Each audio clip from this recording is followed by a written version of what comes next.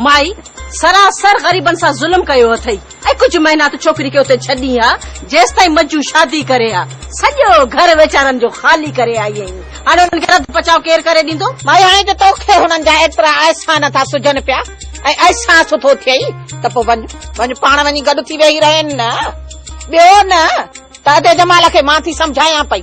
तोसां निकाह जी ज़रिए टकाए छॾींदो पोइ तूं घर दयाणी थी वेही रह रद पचाव वेठी कर अड़ी मुंहिंजे निकाह खे छॾ मुंहिंजे मुड़ुस जे अचण जो आसरो आहे बाक़ी तो वारे मुड़ुस जा त हॾा ई सड़ी विया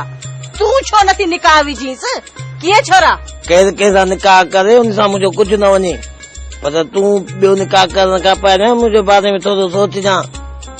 त दांता न कढी जाए पोइ चङो चङो हाणे घणो थाप न पाण न पाले कुता धारे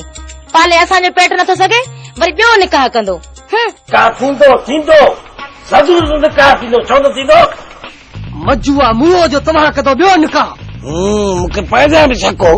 पर अॼु पूरी पक थी अचे तूं जन्नत जे पोयां अरे बस हाणे माच कर त या हिन दम दमारे हिकु कारतूस अंबासी बि न ॾींदई अला अॻे प्यारो थी थे ठहियो हाणे साहु को नथी तोखे ख़बर न आहे त मां कूनी मां कूनी तूं भॼाए उथो हा न ॿुधाई कंहिंखां इजाज़त वठी आई आहीं अरे खैरा जे सिर ते खैरो हुजे तूं को असांजो वॾड़ो आहे छा जाको सोणी तुंहिंजी पेट जाई आहे जो आयो आहे हिते रोब करे चाची हाणे मुंहिंजो घणो मथो ख़राब न कर हाणे सुणीअ खे इजाज़त ॾे त मां घर वठी वञांसि न पंहिंजे मथो माण्हू खिलाए न असांजे मथो माण्हू खिलाए माण्हू वरी छा जा खिलंदा निकिरो असांजे घर मां त इहे धिका ॾेई न कढ रहे आहीं घर मां मौत जो ॿियो नालो आहे मजू मजू मजू ईअं मोए मारे खां सवाइ वापसि न वेंदो इज़त सां सुणीअ खे छॾ त घर मां वापसि वठी वञा इहा ॻाल्हि त मां बि खैरा खे चवां पई माई तूं विच में टपो न ॾे सुणी वापसि हाणे कोन हलंदी ॾिसां त सुणी कीअं थी वापसि हले तूं सोने असां कदे थाउ को नथी तो ख़बर न मां कूनी मां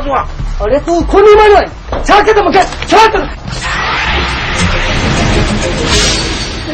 निकिरो छोरा असांजे घर मां निकिरो मां त चवां परते थियो मूंखां छो परते थियूं असांजे घर में अची वरी असांखे थो मारी वारो कर मजू वारो कर छोरी खे अॼु त ज़रूर वठी वञीस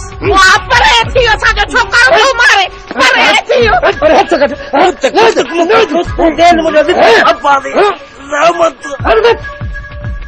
सोनी हल घर मां चवाई तो हल घर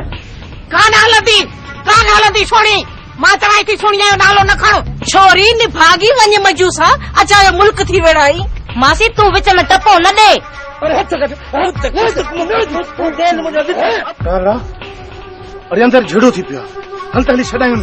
हाँ यार को मरी न पवे वरी शायद असांखे ॾियणी पवंदी बुख ते अचो जल्दी कयो भला हलो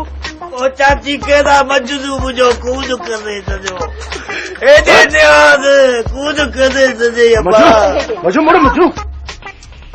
मां त चवां चुके जो हा कुछ न थियो मां ॿीहर मोटी तुम ॿीहर अचो अरे जल्दबाजी न थी बुख ते हल मां थी चवां त असांजी सॼी आंख मरे न त बि सोणीअ खे तव्हांजो मां वार बि न ॾियां